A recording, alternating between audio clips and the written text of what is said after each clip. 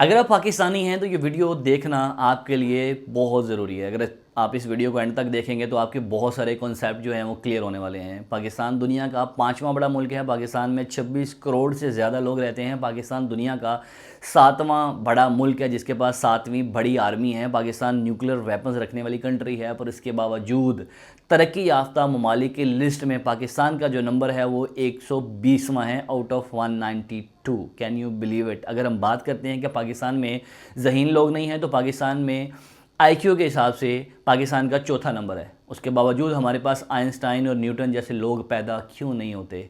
हमने कोई इन्वेंशंस क्यों नहीं की? सिर्फ सिलिकॉन वैली जो अमेरिका की एक जगह है जहाँ से ऑलमोस्ट दुनिया की 90 या 80% जो इन्वेंशंस हैं हुई हैं, जैसे कि टेस्ला है, जैसे कि गूगल है, माइक्रोसॉफ्ट है, एप्पल है। इस तरह की इन्वेंशंस पाकिस्तान में क्यों नहीं होती हैं? इसके बहुत सारी रीज़न हैं, बहुत सारी वजूहत हैं जो हम इस वीडियो में एक एक करके डिस्कस करने वाले हैं। वीडियो में जाने से पहले, आगे जाने से पहले मैं आपको एक तस्वीर दिखाना चाहता हूँ। ये तस्वीर देख के बोली जो स्क्रीन पे आप देख रहे हैं कि आप इस बंदे को जानते हैं, तो आप में से 90% लोग इस बंदे को नहीं जानते होंगे। चलिए इसको छोड़िए, मैं थोड़ा मज़ीद आसान करता हूँ। मैं आपको एक और फ़ोटो दिखाता हूँ। ये जो फ़ोटो भी आप देख रहे हैं स्क्रीन पर, क्या आप इस बंदे को जानते हैं? तो आप में से 95% लोग इसको नहीं जानते होंगे। चलो मैं इसको मज़ीद आसान करने के लिए आपसे पूछता हूँ, आपने ये जुमला सुना है लाहौर दा पावा अख्तर लावा? आपने ये जुमला सुना है बाबा जी सियालकोट? आपने ये जुमला 2026 के स्टार्ट में तो 200% सुना होगा कि मैरी दे कोल सरमाया हुंदा ते मैरी तेनू पहले ले जांदा। इसका क्या मतलब है? इसका मतलब ये है कि हमारी जो तरजीहात हैं, हमारी जो प्रेफरेंसेस हैं वो यही हैं कि हमने सिर्फ फहाशी को प्रमोट करना है। हमने उन लोगों को प्रमोट नहीं करना जो पाकिस्तान के लिए कुछ कर रहे हैं। जो मैंने आपको 2 तस्वीरें दिखाई हैं, जो पहला लड़का है उसने एक नीडल इन्वेंट की है जो पेन फ्री नीडल है, जिसको इंजेक्शन लगाने से पेन फील नहीं होता। और उसके बाद जो दूसरा बंदा मैंने आपको दिखाया स्क्रीन के ऊपर, वो पेशावर का लड़का है जिसने ऐसे शूज़ इन्वेंट किए हैं जिनको ब्लाइंड पीपल पहन के चल सकते हैं। उनको किसी सहारे की ज़रूरत नहीं है। उन शूज़ के अंदर डिवाइसेस लगी हुई हैं जो बंदे को रास्ता दिखाती हैं। इन दोनों बंदों के बारे में आप क्यों नहीं जानते? ये वजह है हमारी तरजीहात की। मैंने जिन बंदों के आपको नाम लिए, जिनके मैंने डायलॉग आपको बताया, आप 95 नहीं 100% लोग उनको जानते हैं। रीज़न क्या है कि हम उनको एक दूसरे से शेयर करते हैं। हमारे जितने भी प्रोग्राम हैं जो टीवी शोज़ पर चलते हैं, जिनको हम सो कॉल्ड मॉर्निंग शोज़ कहते हैं, वो उनको बुलाते हैं, उनको प्रेफर करते हैं। आप बताइए जी, आपका ये डायलॉग आपके जहन में कहाँ से आया हो? जैसे कि उसने कोई खला में रॉकेट छोड़ दिया हो। हमारी तरजीहात बदल गई हैं। हमारी जो तरजीहात है पोर्न देखने में, पाकिस्तान का जो नंबर है किसी वेबसाइट में पहला है, किसी में दूसरा है, किसी में तीसरा है, किसी में चौथा है। बट जितनी भी रिसर्च मैंने अभी तक की है, हर वेबसाइट में पाकिस्तान का नंबर टॉप 10 में है। तो इन शॉर्ट अगर हम बोलें तो पाकिस्तान का जो नंबर है वो टॉप 10 है। और जो सोशल मीडिया यूज़ करने वालों में पाकिस्तान का जो नंबर है वो 10वें नंबर पर है। पाकिस्तान में इतने ज़्यादा लोग सोशल मीडिया यूज़ करते हैं, बट सोशल मीडिया पे हम क्या देख रहे हैं, क्या हमारी तरजीहात हैं, ये वजह है कि हमारे हाथ जो हमारे पाकिस्तान में आइंस्टाइन जैसे लोग पैदा नहीं होते। ये सिर्फ एक वजह नहीं है। इसके बाद दूसरी वजह ये है, उसको कहते हैं ब्रेन ड्रेन। ब्रेन ड्रेन क्या होता है कि आप अपने मुल्क में रहना नहीं चाहते। आप किसी भी 18, 19 साल, 20 साल के लड़के से पूछें जो ग्रेजुएशन कर रहा है या फिर सेकेंड ईयर या थर्ड ईयर में है, आप उससे पूछो कि आपने क्या करना है, 90% लोग बोलेंगे कि मुझे बाहर जाना है। बाहर जाके क्या करना है? कुछ भी करेंगे, बट बाहर जाना है। क्यों नहीं रहना चाहते लोग पाकिस्तान में? उनके पास सेफ्टी इश्यूज़ हैं, उनकी सिक्योरिटी इश्यूज़ हैं। वो कहते हैं कि हमारा यहाँ पे फ्यूचर सेफ नहीं है, हमें जॉब्स नहीं मिलती हैं, हमारी फैमिली सेफ नहीं है। तो फिर हम क्यों यहाँ पे रहेंगे? हम टैक्सेस देते हैं, बट उसके अगेंस्ट हमें उतनी सहूलियात नहीं मिलती हैं। लोग यहाँ पर रहना नहीं चाहते हैं। अगर आप नासा को उठा के देंगे कि उसके अंदर 15 से 20% पाकिस्तानी हैं एज़ पर अमेरिकन रिपोर्ट। 15 से 20% बहुत बड़ी फिगर है। चलो 15-20% छोड़ो, 10% तो मिनिमम वहाँ पे पाकिस्तानी हैं।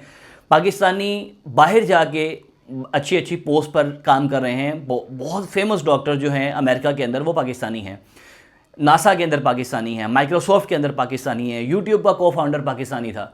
इतने ज़्यादा लोग, ये वही लोग हैं जो पाकिस्तान में पैदा हुए, बट उसके बाद उन्होंने मूव किया और मूव करने के बाद में वही लोग तरक्की करके ऐसे कैसे हुआ? वहाँ का जो सिस्टम है वो सपोर्ट करता है लोगों को आगे बढ़ने के लिए। वो लोगों को इन्वेंशंस करने के लिए सपोर्ट करता है। जिन लोगों की मैंने आपको शुरू में 2 लड़कों की एग्जांपल दी थी, आप अगर उन लड़कों को सपोर्ट करते, आप उन लोगों को प्रेफर करते, आप उनको शेयर करते, उन लोगों को उनकी हौसला अफजाई करते, तो दुनिया में जो पाकिस्तान में बाकी आने वाले लड़के थे जो थोड़े बहुत इंटेलिजेंट थे, वो उनको फॉलो करते हैं कि यार अगर मैं करूँगा तो लोग मुझे अप्रिशिएट करेंगे। इंसान को अप्रिशिएट चाहिए होती है, तो अगर आप उसको अप्रिशिएट करते तो वो शायद इस तरह के हमारे पास कई और लोग, बहुत सारे ऐसे लोग हैं जिनका मैं अभी रिसर्च कर रहा था, मुझे मिले नहीं फ्रैंकली स्पीकिंग, क्योंकि ना तो हमारे किसी सोशल मीडिया पे, ना हमारे किसी न्यूज़ चैनल पे, ना किसी अखबार पे, कहीं पे इन लोगों का जिक्र नहीं था। चैट जीपीटी, उसके बाद में ग्रूक, उसके बाद में मैंने डीप सीक, इन सब से जाकर डिटेल्स सर्च किया, सिर्फ मुझे इनकी एक तस्वीर मिली जो मैंने आपको भेज दी है, दैट्स इट। इसके अलावा इनके रिलेटेड कोई डिटेल हमारे पास नहीं है। क्यों? क्योंकि हमने इनको प्रेफर नहीं किया, हमने इनको प्रमोट नहीं किया। उसके बाद क्या आता है, हमने क्वेश्चनिंग छोड़ दी है, हम क्वेश्चंस नहीं करते। इसके लिए मैं आपको एक छोटा सा किस्सा सुनाने लगा हूँ। हम स्कूल में पढ़ते थे, हमारे एक टीचर होते थे, उनका नाम होता था हाजी साहब। तो वो हमें मैथ पढ़ाते थे। उनका तरीका ये होता था कि वो शुरू करते थे पहले लाइन से लेके एंड तक जाके, फिर पूछते थे हाँ भाई समझ आई है।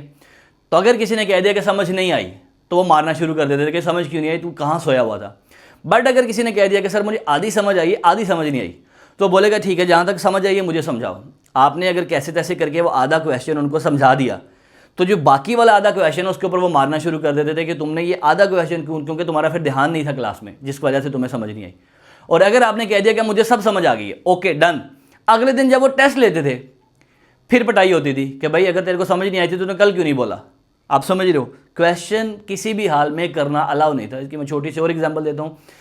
मैं ड्राइव कर रहा था, मेरा बेटा पीछे बैठा था। ही आस्क मी कि बीबीएल के अंदर सबसे ज़्यादा रन किसके हैं, सबसे ज़्यादा छक्के किसके हैं। क्रिकेट में बहुत ज़्यादा इंटरेस्ट लेता है। तो मैंने उसको डांट दिया, मैं किसी और स्टेट ऑफ माइंड में था, ऑफिस की टेंशन में था। तो मैंने उसको बोला कि यार मैं नजूमी नहीं हूँ जो मुझे हर चीज़ का पता है। He is only 8 years old। तो वो पीछे मेरी वाइफ बैठी थी, उसका कहता है कि मामा इसका क्वेश्चन ये नहीं था कि मैं नजूमी नहीं हूँ, इसका क्वेश्चन ये था कि बेटा मुझे पता नहीं है बट मैं रिसर्च करूँगा और तुझे चेक करके बता दूँगा। पापा ऐसा भी कह सकते थे, पर पापा ने मुझे डांट दिया। तो मुझे उसकी बात इतनी ज़्यादा हर्ट की उसकी बात। तो मैं आज वो जब भी मुझसे कोई क्वेश्चन पूछता है ना, तो मैं सारे काम छोड़ के उसके क्वेश्चन का आंसर करता हूँ। अगर तो मुझे नहीं पता, ऐसा नहीं है कि इंसान को सब कुछ पता है, अगर मुझे नहीं पता तो उसके रिलेटेड मैं रिसर्च करता हूँ। रिसर्च करने के बाद मैं उसके क्वेश्चन का उसको आंसर देता हूँ। क्यों? क्योंकि वो क्वेश्चन करना नहीं छोड़े, वो बार बार क्वेश्चन करता है। वो एक क्वेश्चन के मैं उसको 3 आंसर देता हूँ कि उसका जो इंटरेस्ट है ना क्वेश्चन करने का वो बना रहे।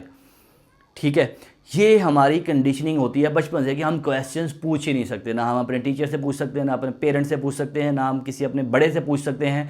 हम किसी से भी क्वेश्चंस पूछ ही नहीं सकते, जिसकी वजह से हम जो है तरक्की नहीं करते। आप ये सोचो, न्यूटन जो है जिसने ये ग्रेविटी का लॉ बनाया, अगर एप्पल गिरने के बाद वो क्वेश्चन नहीं करता, कितनी दुनिया में आप इमेजिन करो कितने सेब गिरते होंगे।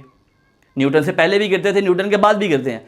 बट न्यूटन अगर क्वेश्चन नहीं करता तो क्या हम इस सेंटर ऑफ ग्रेविटी के बारे में जान पाते? ठीक है, उसके अंदर थोड़ी बहुत चेंजेस बाद में आइंस्टाइन ने आके की, बट स्टार्ट में जो क्वेश्चनिंग की है वो किसने की है? न्यूटन ने। अगर वो नहीं करता तो क्या करते? हमें इसके बारे में इंफॉर्मेशन नहीं होती, अगर होती भी तो शायद बहुत जाके लेट जाके हमें समझ में आती। न्यूटन ने क्या किया? क्वेश्चनिंग की, और हम लोग क्वेश्चनिंग नहीं करते। उसके बाद आता है तीसरा, एजुकेशन सिस्टम। अब पाकिस्तान का जो एजुकेशन सिस्टम है वो सब लोगों को पता है, हमारे पास वही पुरानी किताबें हैं जो आज से 15 साल पहले थी। बट ये एक इशू है।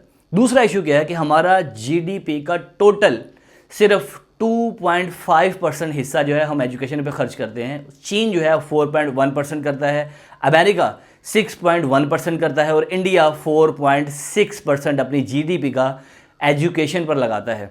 और हम लोग एजुकेशन में इतना पीछे हैं कि हमारे आज भी इस दौर में 2026 की रिसर्च के मुताबिक आज भी पाकिस्तान के 2.3 करोड़ लोग बच्चे स्कूलों से बाहर हैं। और जो बच्चे स्कूलों में हैं, 5वीं क्लास का 5वीं स्टैंडर्ड का बच्चा, वो उर्दू सही से ना बोल सकता है, ना लिख सकता है, ना पढ़ सकता है। ये हमारे एजुकेशन सिस्टम का हाल है। एजुकेशन ही सिर्फ प्रॉब्लम नहीं है हमारे कि हमारे पास जो है वो इस तरह के लोग पैदा नहीं होते। इसमें बहुत सारे फैक्टर्स हैं जो हम आगे आगे जाके डिस्कस करेंगे। ये एक इशू था। उसके बाद नंबर 4 पे आता है फैसिलिटीज़ एंड एनवायरनमेंट। एनवायरनमेंट जो है वो बहुत ज़्यादा इम्पोर्टेंट है। आप ये समझो कि आपकी क्लास के अंदर अगर कोई एक ऐसा बच्चा है जो केमिस्ट्री को थोड़ा सा समझता है और उसका इंटरेस्ट है, या फिजिक्स में उसका इंटरेस्ट है और उसको माहौल वैसा मिलता है, उसको लैब वैसी मिलती है, उसको फैसिलिटीज़ वैसी मिलती हैं, और वो उसके ऊपर वो इन्वेंशंस करता है और वो सीखता है, तो क्या वो कुछ एक्स्ट्रा अचीव नहीं कर सकता? डेफिनेटली कर सकता है। जैसे मैंने शुरू में आपको बताया था कि पाकिस्तान में क्या कहते हैं आईक्यू के हिसाब से लोग हैं वो चौथे नंबर पे हैं। पाकिस्तानी ज़हीन तरीन लोग हैं, जिन्होंने जिसकी मैंने आपको एग्जांपल भी बताया कि अमेरिका में नासा में कितने पाकिस्तानी हैं, वो ज़हीन हैं तो अमेरिका में काम कर रहे हैं ना।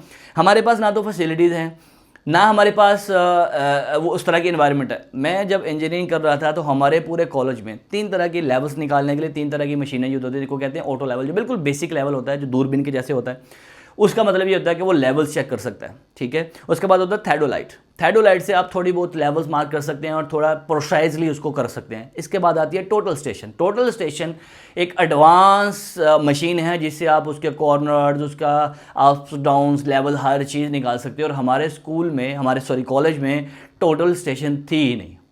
हमारे पास एक थैडोलाइट थी बहुत पुराने मॉडल की, और उसमें भी वो भी सही से चलती नहीं थी। और हमने पूरे अपने 3rd ईयर में हमने सिर्फ एक बार थैडोलाइट देखी है, यूज़ नहीं की, हमें यूज़ करना सिखाया नहीं, सिर्फ हमने उसको देखा है कि अच्छा ये थैडोलाइट होती है, ठीक है।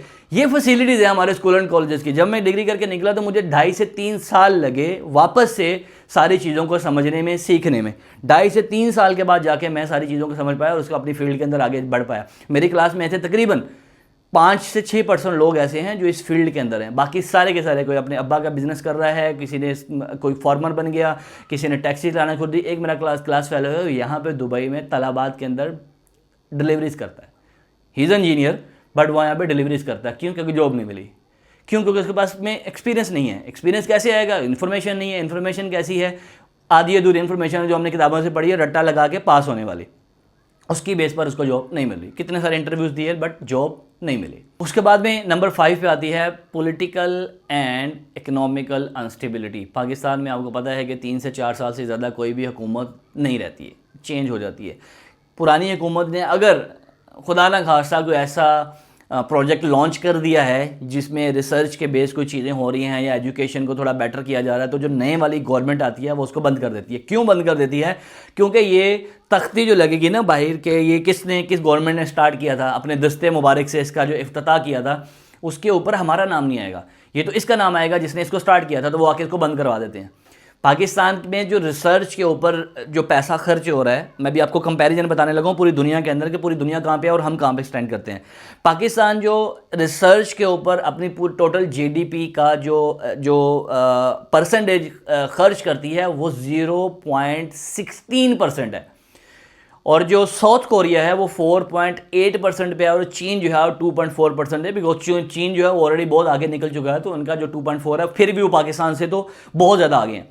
और हमारी जो लैब्स हैं वो इतनी पुरानी है कि वहाँ पे हम कुछ कर ही नहीं सकते। क्यों? क्योंकि नई गवर्नमेंट आएगी तो वो उसको बोलेगा यार ये पुराने वाली गवर्नमेंट ने स्टार्ट किया था तो इसको बंद कर दो। हमारी जो पुरानी यूनिवर्सिटीज़ हैं उसके अंदर वो फैसिलिटीज़ नहीं है, वो वही पुराने प्रोफेसर्स हैं। चलो प्रोफेसर्स तो वही पुराने ही होंगे डेफिनेटली, बट किताबें वही हैं, कोर्सेज़ वही हैं जो आज से 15 साल 20 साल पहले तक पढ़ाए जा रहे थे। कुछ चेंजेस नहीं आई हैं। ये सारी चीज़ें मिलके, ये सारी चीज़ें जो मैंने आपको 1 बाय 1 बताई हैं, सबसे पहले मैंने आपको बताया था कि हम लोग आईक्यू में कितने आगे हैं, दूसरा बताया था ब्रेन ड्रेन की वजह से, तीसरा मैंने बताया था एजुकेशन सिस्टम है, चौथा मैंने बताया था फैसिलिटीज़ एंड एनवायरनमेंट, उसके बाद मैंने बताया था अनस्टेबिलिटी, पॉलिटिकल अनस्टेबिलिटी कह लीजिए या फिर इसको इकोनॉमिकल अनस्टेबिलिटी कह लीजिए। सारी चीज़ें मिल के ये जो है ना, सारी चीज़ें मिलने के बाद में ये हमें समझ में आता है कि हम पाकिस्तान में इस तरह के लोग पैदा क्यों नहीं कर पा रहे जो थोड़ा बहुत कंट्रीब्यूट कर सके, कुछ नया इन्वेंट कर सकें, कुछ नई चीज़ ईजाद कर सकें। अगर मेरी वीडियो आपको थोड़ा समझ में आई है तो इसको लोगों के साथ शेयर कीजिएगा। आई होप कि शायद इस वीडियो को देखने के बाद कुछ लोगों के कुछ कंसेप्ट क्लियर हो जाए। मिलते हैं इंशाल्लाह अगली वीडियो में।